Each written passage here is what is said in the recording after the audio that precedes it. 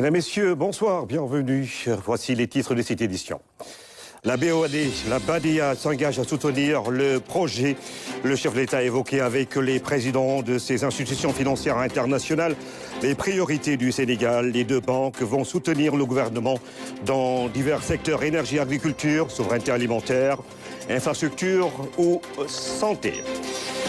La déclaration préalable d'importation à la loupe dans la rubrique économie. Nous passons au crible.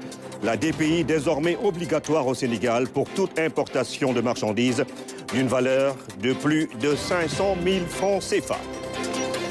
Le processus de fabrication d'aliments de bétail de A à Z dans le secret des laboratoires, toute une démarche qualité à respecter avec des normes bien édictées pour satisfaire la demande et avoir de beaux béliers. Tabaski approche, pas de souci. À ce faire, les produits vont inonder le marché avec des subventions de l'État. Mame Seydou Ndour prend fonction. Le nouveau directeur général de la police compte diriger une institution réconciliée avec le peuple, concentrée sur ses missions de protection des personnes et des biens, avec des équipements à la hauteur des attentes. Éliminatoire Coupe du Monde, le Sénégal tenu en échec par la RDC, en but partout cet après-midi. Au stade de Diamniadio, les Lions perdent 2 points précieux et sont désormais deuxièmes de leur groupe, derrière le Soudan. Retour sur les temps forts de ce match et les réactions des joueurs.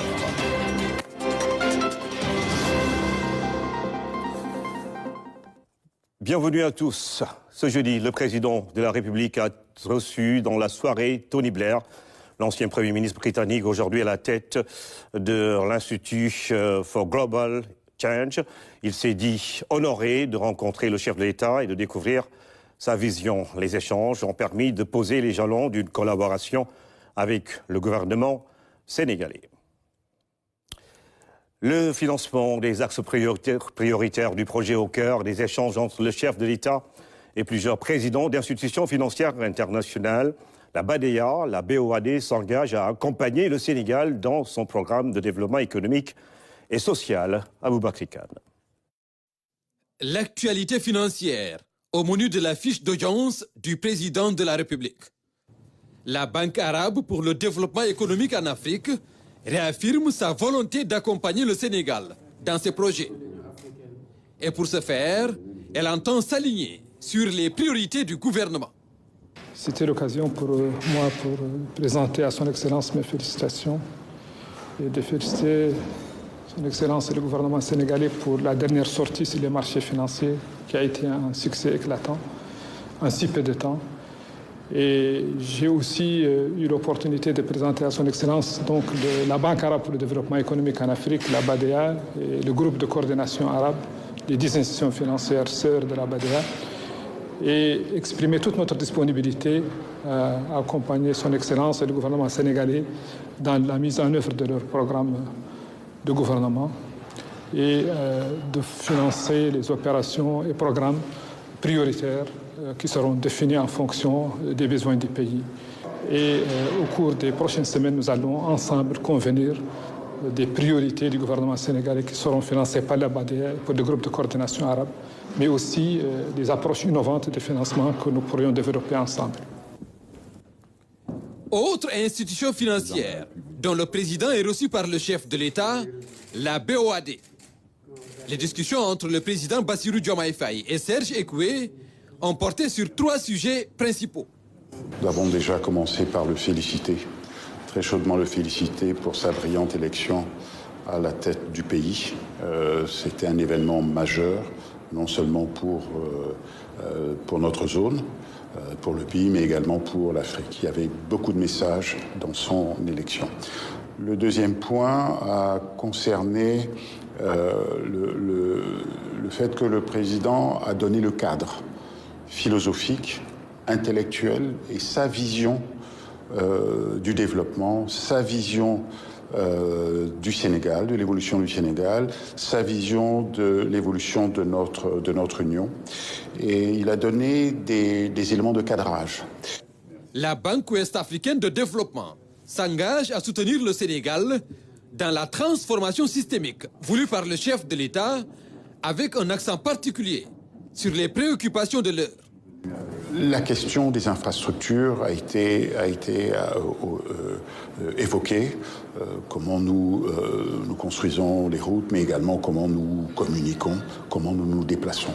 Nous avons passé un temps certain sur le dossier de l'énergie. Et nous avons bien compris que c'était à la fois un sujet de préoccupation pour le ministre, mais également pour le chef de l'État, la question des ressources énergétiques, la question de l'accès à l'énergie pour nos populations.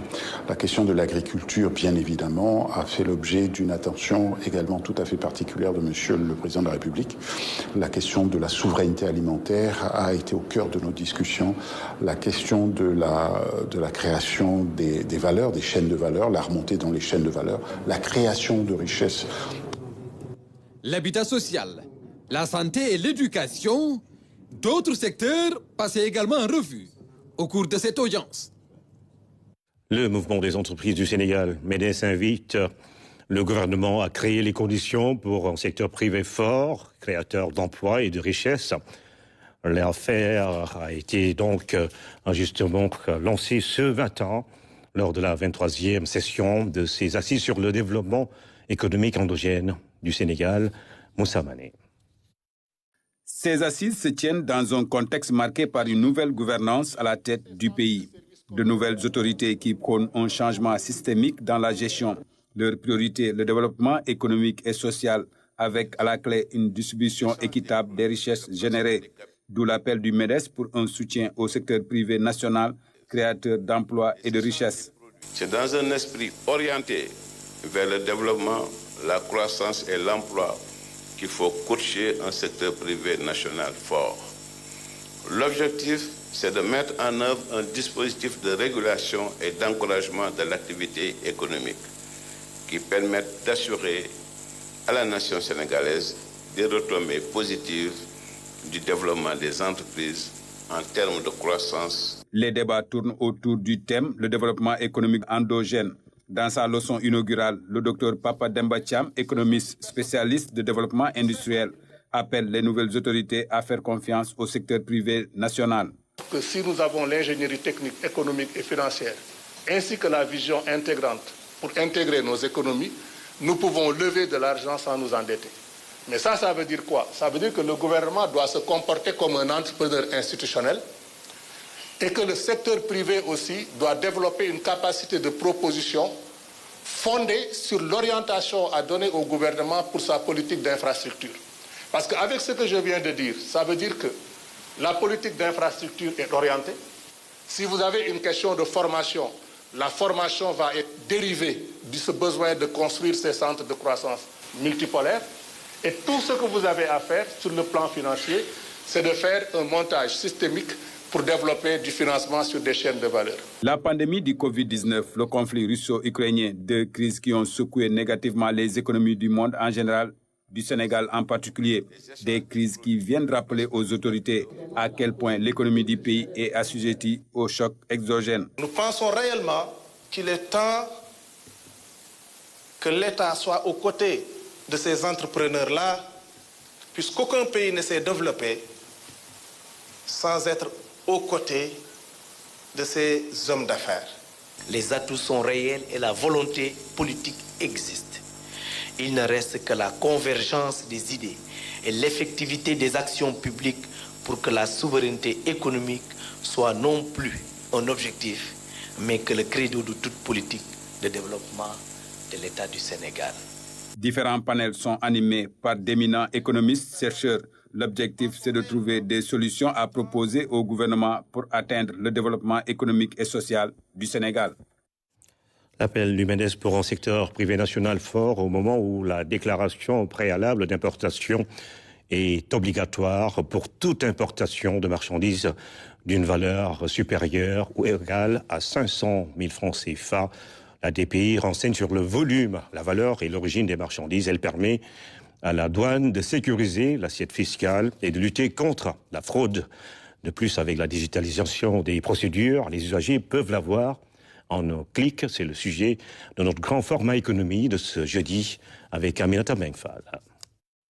L'ADPI, ou déclaration préalable d'importation, est instaurée au Sénégal depuis 1991 dans le cadre du programme de vérification des importations.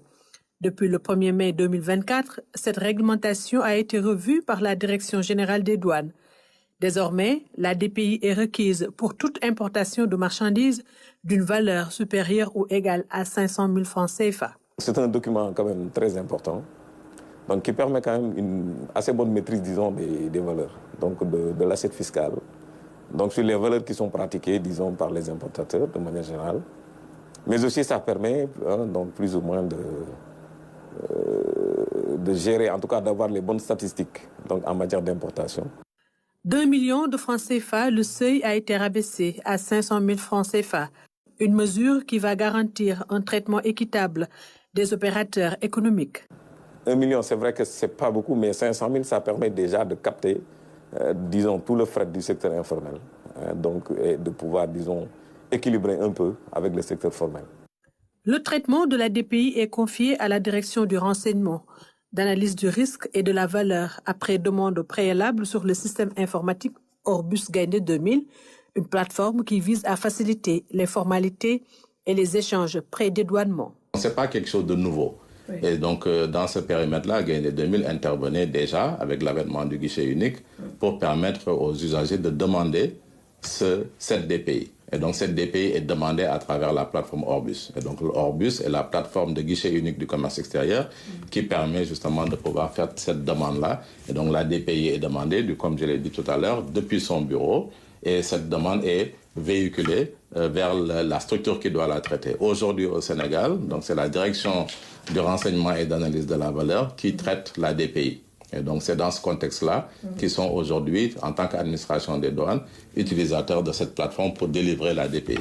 Un système performant qui présente de nombreux avantages pour les usagers. Le minimum qu'on pouvait dépenser sur une DPI en termes de déplacement taxi, ça pourrait avoisiner à peu près 10 000 francs ou 15 000 francs.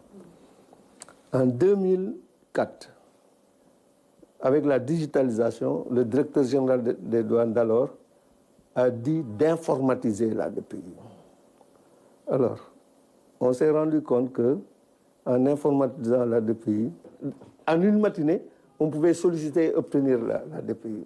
Quand on lève la DPI, les documents bancaires, l'autorisation de change, l'attestation d'importation qu'on était en train de chercher via la direction du monnaie du crédit ou bien d'exportation, on l'a d'un clic. Donc c'est un gain de temps qu'on a et qui parle de temps, parle d'argent.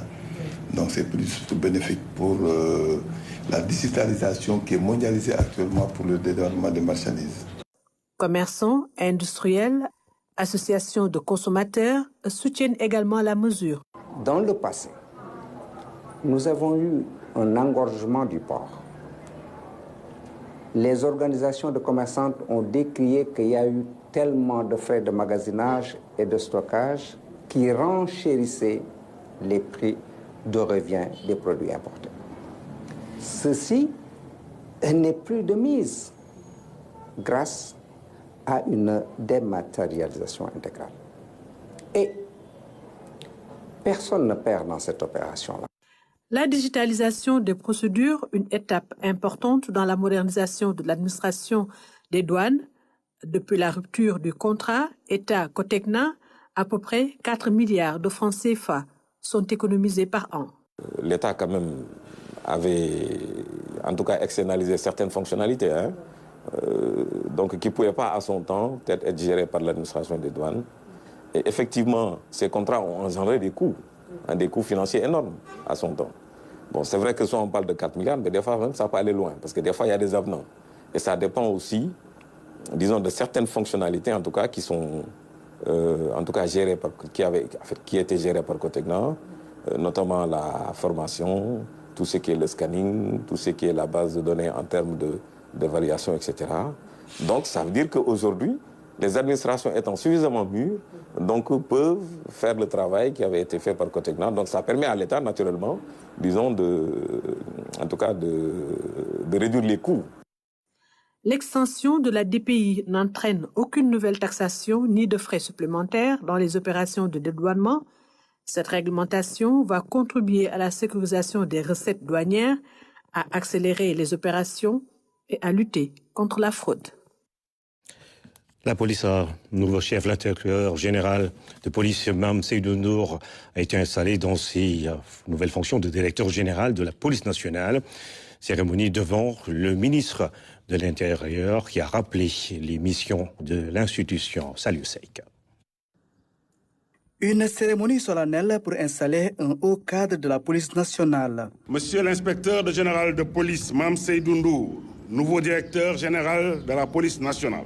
En vous nommant à ce haut poste de responsabilité, Monsieur le Président de la République du Sénégal vient consacrer le mérite d'un haut fonctionnaire de l'État du Sénégal au parcours élogieux et jalonné de grandes réussites. Vous avez su, par votre style de management adapté, motiver et inspirer vos personnels pour atteindre les résultats en adéquation avec les objectifs visés. Je vous engage donc à poursuivre dans cette voie de l'excellence afin de hisser votre top management vers plus d'efficience pour que la police nationale offre la pleine mesure de son potentiel et de ses capacités dans une communauté des forces de défense et de sécurité au service exclusif d'une meilleure protection du Sénégal, des Sénégalais et de leurs biens. Après avoir exprimé sa profonde gratitude et reconnaissance au chef de l'État pour cette marque de confiance, l'inspecteur général Mame Seydou Ndour a décliné sa feuille de route. Il entend mettre en place une police nationale forte, réconciliée à la population. Monsieur le Président de la République a érigé la sécurité du Sénégal et des Sénégalais en priorité absolue. Je m'engage à travailler sans relâche pour l'atteinte de cet objectif, à travers une police nationale forte, bien préparée, mieux équipée et qui inscrit toute son action dans le respect des lois et règlements de notre pays, dans le respect des droits humains et le respect des droits des usagers du service public. À cet effet, je m'emploierai à réconcilier la population et sa police nationale en instaurant un climat de confiance mutuelle et en faisant participer activement la population à l'offre de sécurité qui intègre les attentes et les besoins des citoyens dans les missions de police. La consolidation des acquis fait partie également de ses engagements. Dans ces dynamiques, il compte poursuivre les réformes, le renforcement des infrastructures, les équipements, entre autres. Autre défi à relever, la lutte contre la criminalité, les trafics illicites, l'insécurité routière. Dans ces actions, il souhaite revoir la formation des agents de police. J'engagerai à travers une planification stratégique les changements systémiques nécessaires dans le domaine de la formation des personnels de la police nationale. Je souhaite réviser en profondeur les contours des curricula des écoles de police en vue d'adapter au mieux la formation aux nouvelles exigences. Les écoles de police doivent contribuer à former des fonctionnaires de police d'un type nouveau, des fonctionnaires de police de leur temps. La formation continue et les formations spécialisées restent des priorités absolues, tout comme le maintien en condition des personnels et des unités à travers l'entraînement et la préparation. Concrétiser le projet de création de l'Académie de police sera aussi une priorité pour moi et mes équipes. La police nationale doit être un espace de bouillonnement intellectuel, particulièrement sur les questions de paix et de sécurité. Sur le plan social, le directeur général de la police nationale s'engage à travailler pour l'amélioration des conditions de vie des agents et leurs familles. Enfin, il a lancé un appel aux autres forces de défense et de sécurité pour une synergie d'action au niveau national et transnational. La révision des curricula, l'obligation scolaire, la révision du système d'évaluation, beaucoup de chantiers urgents pour le gouvernement. C'est ce que les différents acteurs de l'éducation attendent de l'État. Ils l'ont réaffirmé ce matin à l'ouverture des travaux de la 11e revue annuelle du paquet, le programme d'amélioration de la qualité de l'éducation. Les travaux ont été présidés par le ministre Moustapha Mambay-Guirassy. Le reportage de Massamba Diane.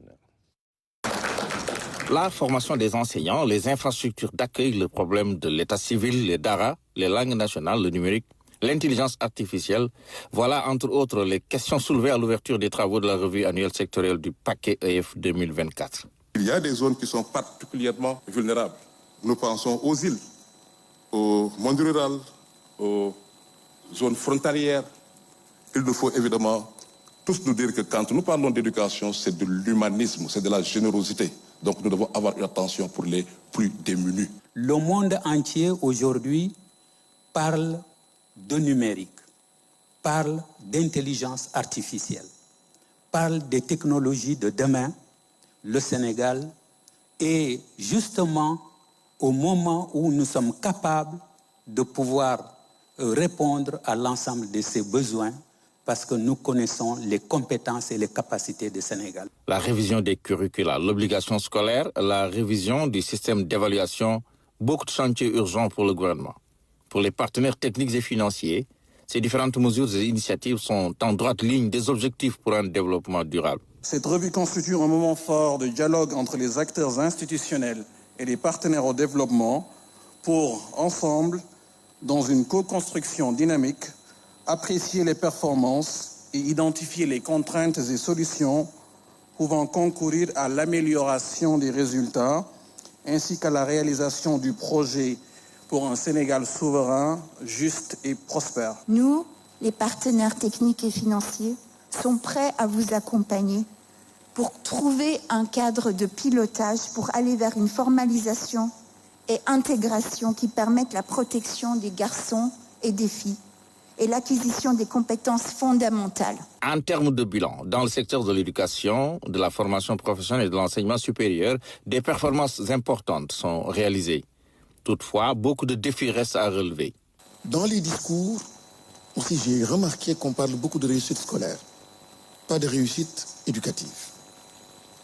Il faut, et ça je connecte la question à l'autre question évoquée tout à l'heure par la représentante de l'UNICEF, la question de l'évaluation. Comment on évalue? Il faut oser. On ne peut pas dire voilà ce que nous voulons et on ne change pas notre système d'évaluation.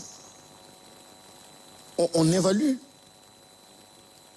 par rapport aux objectifs, par rapport à une vision, par rapport à ce que l'on veut. Si la science est importante, si le digital est important, si le civisme est important, dans mes mécanismes d'évaluation, je dois pouvoir le retrouver. La revue sectorielle éducation-formation se déroule sur 2 jours pendant lesquels les acteurs vont évaluer les progrès réalisés dans la mise en œuvre du paquet, identifier les défis et les opportunités pour une éducation et une formation de qualité pour tous, mais également définir les orientations stratégiques pour les prochaines années. Les inondations dans la banlieue dakaroise plombent le fonctionnement de plusieurs établissements scolaires. L'école de l'unité 14 des parcelles assainies de Cœur Massar, par exemple, réputée être un établissement public d'excellence, et sous la menace des eaux des inondations, les enseignants ont exprimé leur inquiétude lors d'une rencontre avec le ministre de l'Hydraulique et de l'Assainissement, Habib Oumeï. Des enseignants qui ont déserté momentanément les salles de classe pour juste accueillir à leur manière le ministre de l'Hydraulique et de l'Assainissement pour lui exposer le triste décor de leur établissement. Et pourtant, c'est une école d'excellence. Bien sûr, c'est le décor qui est là, c'est le quotidien que nous vivons tous les ans. C'est une école qui ne cesse pas de faire des résultats chaque année, pratiquement placée en première position dans le département tous les ans. Mais vous voyez le décor, depuis 1999, l'école a été créée, mais c'est une situation que nous vivons tous les ans. Après la saison des pluies, c'est le calvaire. Nous restons 2 à 3 mois sans pour autant démarrer les acquisitions et les apprentissages. Donc nous avons tendu la main à qui de droit, mais jusque-là, vous voyez, vous voyez vous-même.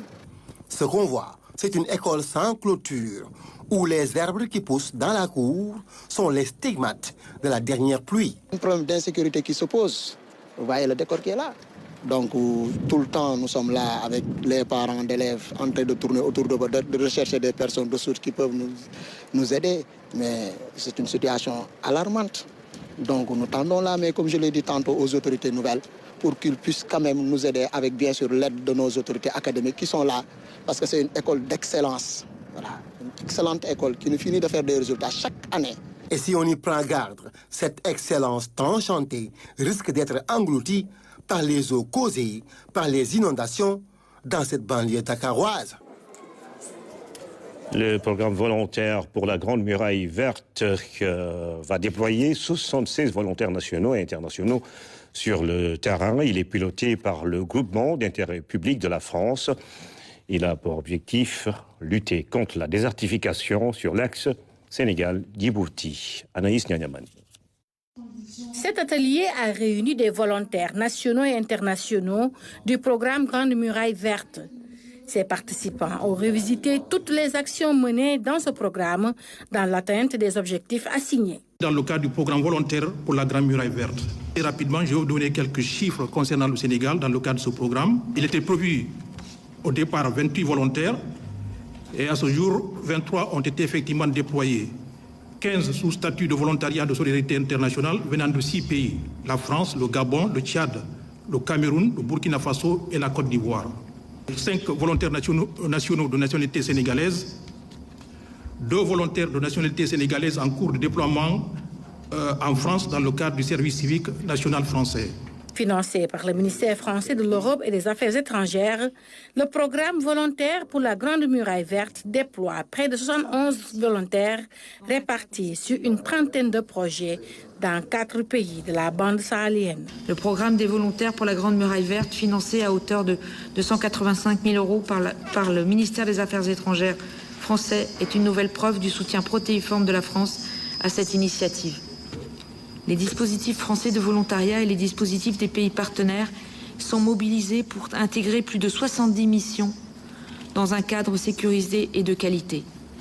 Au Sénégal, ce sont déjà plus d'une dizaine de volontaires qui ont été déployés à ce jour. Les pays sahélo-sahariens sont confrontés à un déficit pluviométrique récurrent, ce qui entraîne une dégradation de l'environnement. Ce partenariat entre l'Agence de reforestation de la Grande Muraille Verte et France Volontaire suscite beaucoup d'espoir pour le Sénégal. Considérant que France Volontaire place au cœur de ses priorités la préservation de la biodiversité et l'accompagnement des femmes et des jeunes dans le développement d'activités socio-économiques solidaires en lien avec l'agriculture et la préservation de l'environnement dans les pays du Sud, cet acte que vous avez posé en avril 2023 contribue à la mise en œuvre de cette vaste coalition. Je suis d'autant plus heureux que les volontaires proviennent de la France, mais également des pays africains. Madame l'ambassadrice, cette approche de volontariat est à magnifier. D'ailleurs, notre gouvernement, sous la houlette du Premier ministre Ousmane Sonko, compte renforcer le volontariat et le service civique national pour promouvoir le patriotisme et l'éco-citoyenneté dans notre pays. Ce programme volontaire de la Grande Muraille Verte, lancé en septembre 2022, prendra fin en février 2025.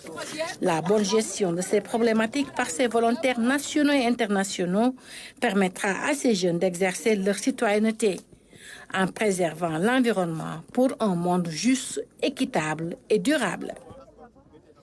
Nous reparlons de la journée mondiale de l'environnement célébrée hier à La Haye, dans le département de Podor. L'implication remarquable des communautés est déterminante dans la lutte contre la désertification et la crise climatique. Dans cette localité, vous allez le voir, les populations se sont mobilisées pour se dresser en bouclier contre l'avancée du désert. Un reportage de Abdouad. La Haye, commune de Ndioum, département de Podor. Le thermomètre indique 43 degrés à la mi-journée. C'est sous cette chaleur intense que le village accueille la journée mondiale de l'environnement, célébrée dans la région de Saint-Louis. Sur instruction des autorités étatiques, en collaboration avec le service régional de l'environnement de Saint-Louis. Donc aujourd'hui, nous sommes venus ici à La Haye avec les populations, avec les différentes organisations et structures qui tournent autour vraiment de l'environnement pour vraiment tenir cette journée, la célébrer et prendre des initiatives, faire en sorte qu'on puisse prendre vraiment des mesures afin qu'on puisse vraiment relever les défis de la déforestation. Donc c'était une occasion aussi de s'entretenir sur les piliers fondamentaux du projet dans le domaine de l'environnement, en ce qui concerne la gestion des déchets, en ce qui concerne la lutte contre la désertification, le changement climatique, la pollution, en tout cas toutes les thématiques qui sont contenues dans le projet a fait l'objet d'une présentation aux populations et à la communauté pour qu'ils puissent comprendre la nouvelle vision politique environnementale des autorités. Le choix de la localité située sur l'île Amorphile n'est pas fortuit. Il cadre avec le thème de cette année, la restauration des terres, la désertification et la résilience à la sécheresse. C'est une zone aride une zone où les feux de brousse sont de tout le temps notés. La déforestation aussi. C'est une zone aussi où le peu de forêt qui reste aussi est agressé par l'habitation, par des activités agricoles. Face aux multiples agressions, il est impératif de trouver des solutions appropriées. Ici, un travail remarquable a été entamé depuis plusieurs années par le REDES, Réseau pour l'émergence et le développement des écovillages au Sahel. Une organisation qui regroupe 50 villages au Sénégal et autant de l'autre côté de la frontière, en Mauritanie. Objectif, créer un pôle transfrontalier d'écovillages pour reverdir le Sahel. Heureusement que les solutions sont encore là et nous avons donc entrepris depuis un certain nombre d'années de produire des arbres, de créer des vergers, de remettre les gens en activité. De l'autre côté du fleuve, à Lobhoudou, en Mauritanie, c'est une forêt de 18 hectares qui a été régénérée. Aujourd'hui, c'est devenu un sanctuaire pour animaux. Aussi bien que les Mauritaniens que les Sénégalais en profitent. Et on est venu encore, parce que nous avons aussi une expérience au niveau de la Mauritanie, qu'on est venu présenter ici à nos voisins du Sénégal, aussi profiter de leur expérience. À quelques kilomètres, à l'école Ndioumoualo, on peut observer ces fresques murales, symbole de l'engagement des habitants à préserver le cadre de vie. Je dis que nous, enseignants, notre principale mission, c'est de créer un cadre de vie. Nous voulons toujours que l'école soit un cadre de vie accueillant, que ce soit un cadre de vie, que l'école soit vraiment un cadre de vie sain, vraiment pour que les enfants puissent vraiment s'épanouir. Ce joyau entre dans le cadre d'un projet que nous avons mis en place, qui est l'amélioration des cadres de vie dans les écoles. Donc on a pu aménager cet espace en faisant des graffitis sur le mur, en les offrant aussi des bancs pour les élèves aussi. L'Université Gaston Berger de Saint-Louis a pris part à cette journée par le biais de son service à la communauté. En dehors de l'enseignement et de la recherche, l'université s'engage davantage dans toutes les actions de civiques, citoyennes, dans des actions de reboisement telles que l'organisation de cette journée mondiale de l'environnement. Cette journée a permis de mobiliser davantage les communautés dans la lutte contre la crise climatique, avec son impact socio-économique considérable dans cette région du Sahel. Comment relever le grand défi de la régulation foncière? L'État, à travers le PROCASEF, projet cadastre et sécurisation foncière, lance officiellement les opérations dans près de 138 communes du Sénégal. Démarré en 2021 pour une durée d'exécution de 5 ans, le projet entend protéger et sécuriser le foncier au Sénégal. Un reportage justement à suivre avec notre reporter. Le foncier reste agité au Sénégal. La question est encore au cœur des débats. De 1964, date d'adoption de la loi sur le domaine national sous le président Léopold Sédar Senghor, jusqu'à nos jours, la terre pose problème. Afin de prévenir les litiges fonciers, le PROCASEF, un projet déjà ficelé, s'apprête à être mis en œuvre.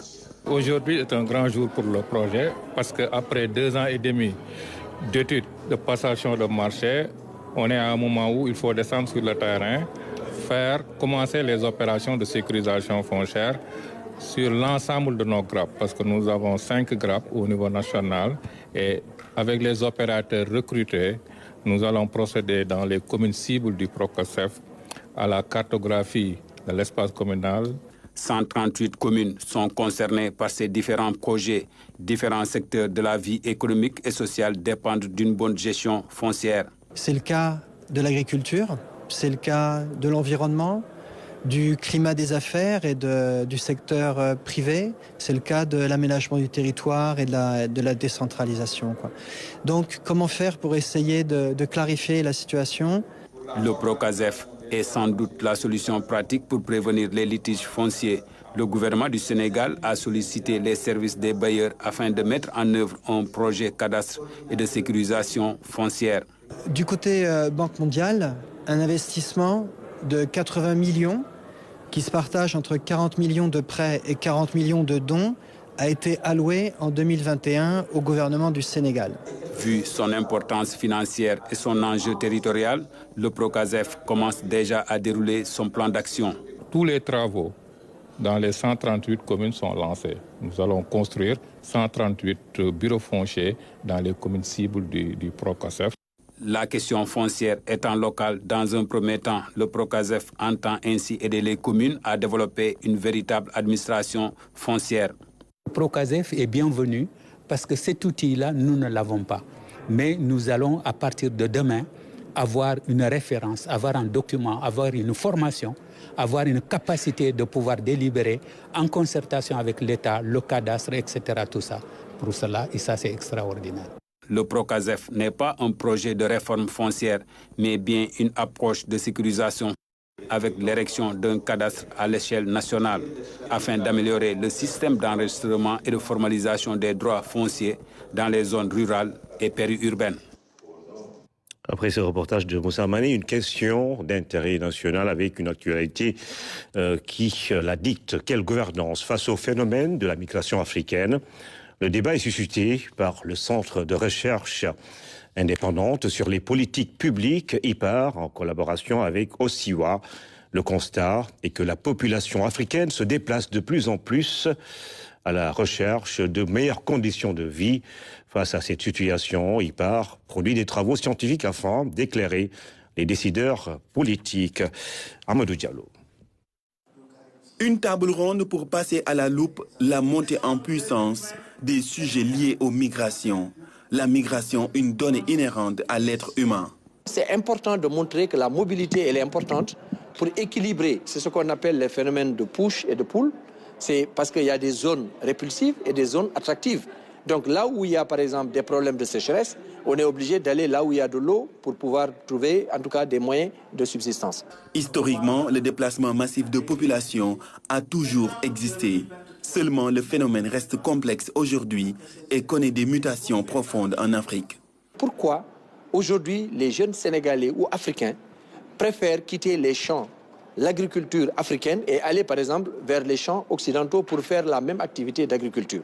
Et cela doit interpeller les décideurs politiques. Les raisons de l'échec des politiques de migration en Afrique sont nombreuses et profondes. Aujourd'hui, les réponses qui sont mobilisées ne sont pas les réponses qu'il faut parce qu'on ne connaît pas le profil de nos migrants. Et si nous n'arrivons pas à connaître le profil de nos migrants, ce serait difficile de connaître les destinations de nos migrants. Il s'y ajoute que la gouvernance de la migration dans les pays africains reste encore faible. Quand on parle de gouvernance, ce n'est pas juste l'incapacité des pays africains à lutter contre la migration irrégulière, à répondre aux défis et aux opportunités de la migration, mais c'est la gouvernance elle-même. Les ressources sont mobilisées. Est-ce que ces ressources sont mobilisées de façon transparente? Est-ce que les migrants, qui sont les principaux bénéficiaires de ces ressources, peuvent avoir accès à ces ressources? Cette table ronde est alors une opportunité pour les gouvernements de combler les lacunes actuelles sur les principales tendances migratoires en Afrique. C'est important donc pour nous, État, pour nous, structures, d'être à l'écoute des acteurs qui sont présents et de pouvoir recueillir les informations ou les recommandations fortes afin de mieux outiller un peu les politiques publiques. Le droit de migrer est un droit fondamental. La volonté de IPAR est de faire en sorte que ce droit ne soit appréhendé dans une logique négative. Ils ne sont pas en migration, ils sont au lieu saint de l'islam. Retenus à Dakar pendant plus de 24 heures, des pèlerins sénégalais à destination de Médine sont bien arrivés, convoyés pour la plupart par les voyagistes privés. Ils ont finalement rallié la ville du prophète de l'islam, Mohamed, grâce à l'intervention du ministre des Infrastructures et des Transports aériens. Sur place, nos envoyés spéciaux ont rencontré les voyagistes qui n'ont pas manqué de demander une réorganisation des préparatifs du pèlerinage au lieu saint de l'islam. Mama Moussagnan et Moussaba. Ils sont enfin arrivés à Médine. Ils ont longtemps souffert à Dakar avant d'embarquer grâce à la diligence du ministre des Infrastructures et des Transports aériens. Alhamdulillah, c'est un ouf de soulagement. On est enfin arrivé à Médinatul Munawwara. Vraiment, on a eu très peur parce que cette année, les conditions ont été très difficiles. Il y a eu de l'incertitude, il y a eu beaucoup d'incompréhension, beaucoup de problèmes. Il faut dire toutefois que jusque-là, la situation n'est pas décantée. C'est à compte-gouttes que les pèlerins sont acheminés vers la ville sainte. Notre dernier groupe, il est arrivé aujourd'hui après 24 heures à l'aéroport. Donc, mais il reste d'autres groupes. Les départs sont prévus jusqu'au 8. Avec ce chamboulement survenu dans le trafic aérien des pèlerins, des dépenses énormes ont été faites par les convoyeurs, aussi bien à Médine qu'à la Mecque, surtout pour les sites d'hébergement. L'équation du remboursement se pose. Les gens avaient payé des vols bi-class. Donc, ils avaient acheté des billets en business class et en classe éco. Pour certaines personnes, c'est des pertes financières, mais aussi c'est une perturbation psychologique. Aujourd'hui, vraiment, on est désorienté parce que il y va de notre crédibilité. Toutefois, les voyagistes ne désespèrent pas avec Air Sénégal et comptent sur les nouvelles autorités pour réformer le système avant l'année prochaine. J'ai vu que le ministre des Transports est très présent sur le terrain. Nous l'en remercions. Il s'est fortement impliqué. Mais vous savez, cette situation, elle est antérieure à l'arrivée de ce gouvernement. Il faut aussi être honnête pour le reconnaître. Mais aujourd'hui, la gestion de cette crise leur incombe parce que l'État, c'est une continuité. Nous avions cru en Air Sénégal. Nous avions voulu que Air Sénégal vienne dans le Hajj et nous continuons à croire en Air Sénégal. Si on fait une restructuration en profondeur et que cette problématique est prise en compte, ils peuvent trouver une solution. Cette année, 11 000 pèlerins sont convoyés par les voyagistes privés qui sont au nombre de 278. Le gros lot est déjà acheminé à Médine. Et ces pèlerins sénégalais qui ont eu tous les documents et qui ont souffert pour allier Médine préparent également la Tabaski. C'est bientôt la grande équation où le principal défi pour les musulmans, avoir un bélier bien nourri, bien portant, un mouton à la hauteur de l'événement. Et pour cela, il y a un préalable, l'aliment de bétail. Comment le fabrique-t-on? Quelles sont les règles à adopter? Ibrahim Ndong met sa casquette d'éleveur et nous plonge dans ses laboratoires. Crinière imposante, cornes bien dégagées, jumelées d'un joli pelage. Le tout se résume à un mouton de qualité. Une qualité qui découle d'un bon entretien et de la bonne nourriture. Un aliment de bétail bien certifié. Et c'est justement la marque de fabrique de la Sédiment. Dans ce laboratoire, le contrôle qualité est érigé en surpriorité, avec en prime 2 types d'analyse. D'abord, celle chimique, qui obéit à une stratégie particulière. On utilise un appareil infrarouge qui nous permet de voir les teneurs chimiques, notamment la protéine, le centre, les celluloses et tout. Ces matières premières sont d'abord analysées pour avoir une meilleure qualité de matières premières. Donc nous analysons d'abord les matières premières que nous recevons avant de les utiliser pour produire ces aliments. Il y a aussi une autre analyse dite physique, qui nous permettent de voir si les granulés sont de la bonne taille, bien leur dureté par rapport aux aliments, aux sujets, les bétails qui les consomment. Donc c'est ce que nous faisons dans ce laboratoire. Et pour l'analyse, nous allons broyer ces échantillons et après faire la mesure. Tout cela permet de vérifier la conformité du produit par rapport aux normes requises afin de continuer le circuit vers la ligne de granulation. On va granuler le produit. Donc l'aliment farine qui a été broyé, mélangé, va être granulé avec une diamètre de 8 mm pour donner le produit que vous avez vu tout à l'heure. Un produit final prêt pour la commercialisation après avoir épuisé toutes les étapes relatives au processus de fabrication, le tout sous le regard de nos superviseurs. On a des contrôles qu'on fait avec le ministère qui passent assez souvent chaque année pour vérifier la conformité des sacs. Donc nous, ce qu'on fait au niveau du lançage, il y a un circuit automatique qui va peser les sacs en 40 kg. Mais à chaque 20 minutes aussi, on va prélever un sac qu'on va peser pour vérifier si les informations que la machine nous donne c'est conforme avec la réalité. Une fois que c'est conforme, le produit est conditionné et passe au niveau du stockage. Le magasin de stockage, le voici avec une capacité de 1000 tonnes. S'y ajoutent les autres points de vente, preuve que les responsables jouent la carte de l'anticipation et de la prévision, surtout en cette période de Tabaski. Les prévisions sont dynamiques, ça il faut aussi qu'on le sache. Bien qu'on fait des prévisions annuelles, mais derrière, au mois le mois, on réajuste en fonction des besoins. Par exemple, pour ce mois de Tabaski, on a carrément réajusté. On est en train, vous l'avez certainement constaté, on est en train de vouloir même doubler la capacité de production déjà pour pouvoir servir les éleveurs.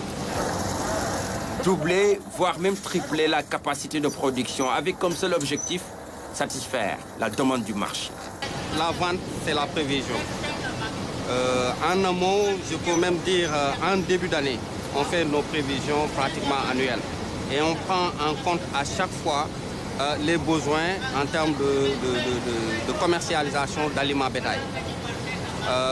Et on prend en compte en même temps les jours de fête tels que la Tabaski. Juste pour vous dire que en fait, ça a été pris en compte dès le début de l'année dans nos prévisions annuelles. Pas de souci à se faire donc pour l'approvisionnement du marché en aliments de bétail. A préciser aussi que le gouvernement a subventionné l'aliment au profit des éleveurs. 5 000 francs, c'est le prix fixé pour le sac. Elle ne dure que 3 à 4 mois, mais elle est une véritable aubaine pour les populations de la Casamance naturelle. La campagne de l'Anacarde fait vivre beaucoup de familles. À Ziguinchor, à Djabir, plus exactement, dans son exploitation de 9 hectares, Noël Djouki, dite Madame Cajou, s'est distinguée justement dans la transformation. Et même les étudiants s'y mettent. Le reportage de Michel Mendy. La campagne de l'Anacarde a démarré et c'est le moment de faire des affaires. Dans le verger de sa grand-mère, Flavien Zalé et ses camarades sont engagés comme travailleurs journaliers pour le ramassage des noix. Si je descends, j'ai 2000, 2200 et même 3000 des fois. Ça dépend du journalier. Ici il est quelqu'un de très rapide dans ce qu'il fait. Il peut avoir plus que ça. Flavien est un étudiant en sciences politiques et relations internationales à l'université Assane Seck de Ziguinchor. Chaque jour, après ses cours, il enchaîne avec une autre journée beaucoup plus lucrative. Pendant ces 3 mois maximum, on n'aura pas à demander à qui que ce soit de l'argent pour acheter des choses ou faire des photocopies. On pourra sortir de nos poches pour faire tout cela. Et étant donné que les bourses viennent tardivement, cet argent va me permettre de me prendre en charge le temps que la bourse soit disponible. Les pommes sont ramassées, lavées et pressées dans une petite machine manuelle pour extraire le jus. Quand la campagne est bonne, Maman Nyuki peut collecter jusqu'à 400 litres par jour, vendus entre 300 et 500 francs le litre. On peut avoir 100 litres, 150 litres. Mais en temps normal, on peut avoir 200 à 400 litres par jour. Avec 200 litres de jus de cajou, on peut avoir 50 kilos de noix de cajou. C'est très, très délicieux. Très délicieux.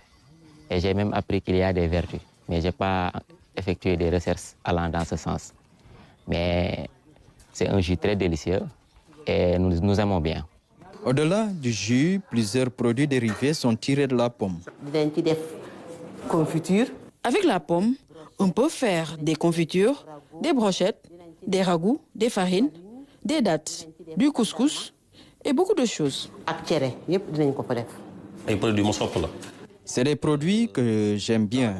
Je les utilise souvent et je les envoie aussi à mes parents qui sont à l'extérieur.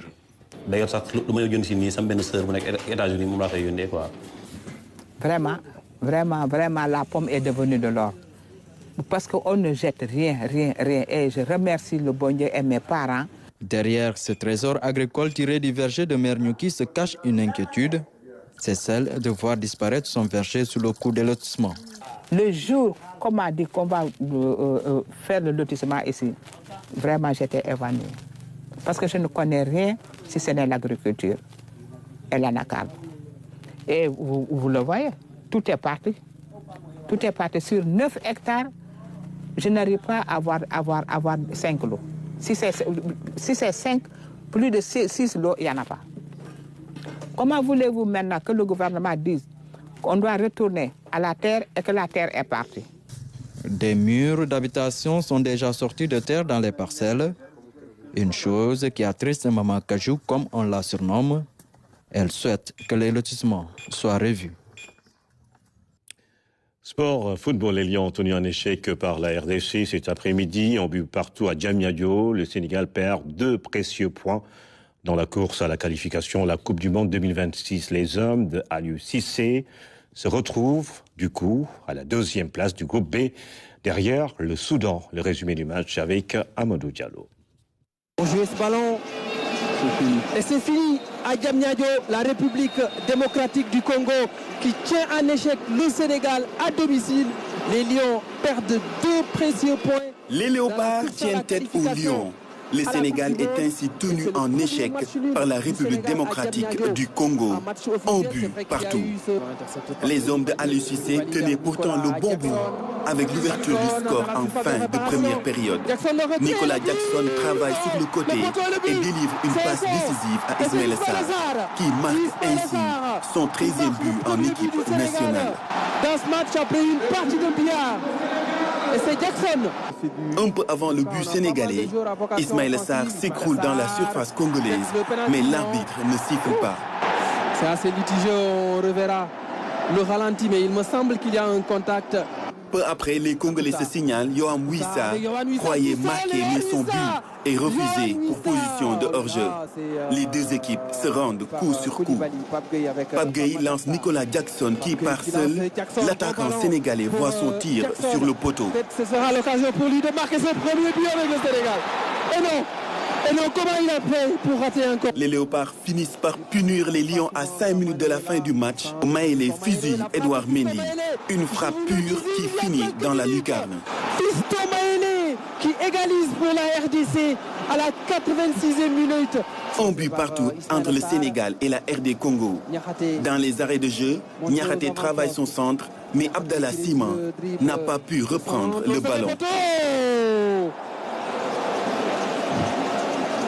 Et c'est Abdallah. Au coup de sifflet final, le score est de 1 but partout entre le Sénégal et la RD Congo. À domicile, Lions et Léopards se quittent dos à dos. Le Sénégal se retrouve ainsi deuxième du groupe B avec 5 points derrière le Soudan qui a 7 points. Ce match coïncide avec la 5e sélection de Aliou Cissé. À la tête des Lions, coach Cissé, c'est désormais 65 victoires, 22 nuls et 13 défaites. L'Algérie, c'était une défaite.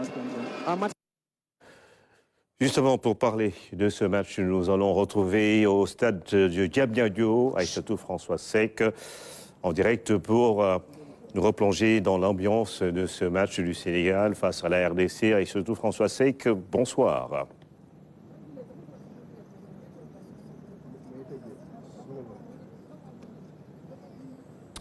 François Seck qui... Oui, merci Ibrahima Diédhiou. Ici, le match est... J'entends Françoise.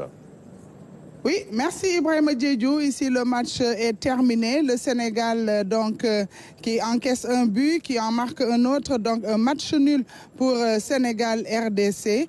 Le Sénégal n'a pas gagné, c'est vrai, mais le Sénégal n'a pas perdu. Et je pense qu'aujourd'hui, il faut donc oublier ce match et puis parler du match de dimanche. Ce sera face à la Mauritanie. Donc, il faut dire que l'équipe du Sénégal s'est bien comportée en première période. L'équipe du Sénégal a marqué un but à la fin de la première période. Et puis, la RDC, quand même, qui évoluait jusqu'ici en 4-2-3-1, a changé de stratégie et a mis 2 attaquants. Et il faut dire que la solution pour la RD Congo est venue du banc, puisque c'est le joueur, le numéro 19 de la RDC, il s'appelle Kalala Fiston, c'est lui qui a égalisé pour la RDC. Le Sénégal s'est bien comporté, mais on a fait match nul. Il faut dire que justement, avec ce match nul-là, peut-être que ça complique la position du Sénégal, mais rien n'est encore perdu, puisque nous n'avons joué que 3 matchs sur 10. François Seck, donc, justement, qui nous parlait de ce match avec ce résultat nul du Sénégal au stade Diamniadio cet après-midi. Le Sénégal qui est donc deuxième du groupe B derrière le Soudan, le Sénégal qui va jouer son prochain match face à la Mauritanie à Nouakchott. Mesdames et messieurs, merci de nous avoir suivis. C'est la fin de cette édition. Restez sur la première chaîne de télévision sénégalaise.